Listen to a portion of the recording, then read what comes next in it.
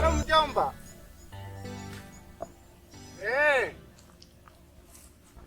Hivi ukitaka kuzaa watoto wa kufanana ukoo wetu, wewe mwanamke gani? Mwanamke wa kufanana na dadangu. Sasa nitampata wapi?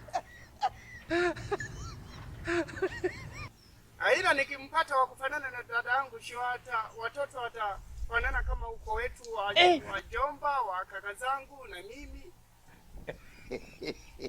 Unajua mimi sura yangu, yani nikipita mitaani huko, yani kila hapo naenda wananisifu kwamba wewe ni mzuri kweli, wewe ni mzuri. Sasa huyo mwanamke nitampata wapi? Nakutana na tupisi mara karefu kembamba mara linene, yani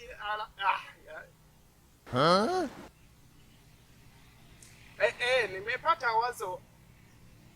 Hivi shangazi ana watoto? Huyo shangazi wa Morogoro ana watoto?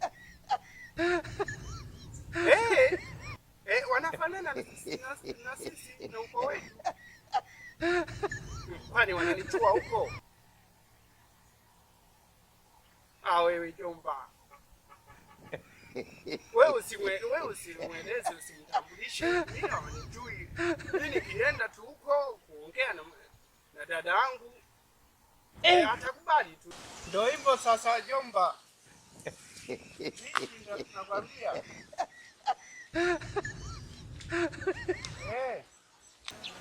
Ndio hivyo bwana.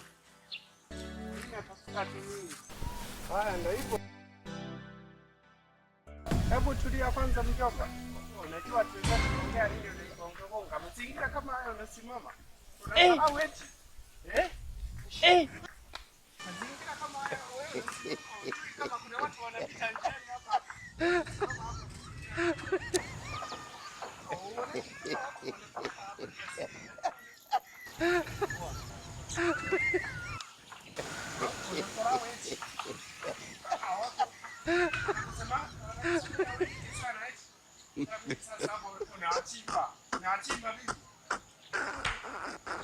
Unajua nilikuwa naongea na nani?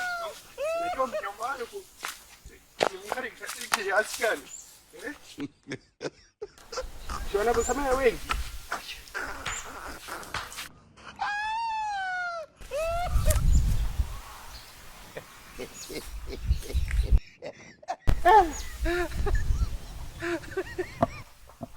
Ati hapo mjomba amekuja tena. Halo mjomba.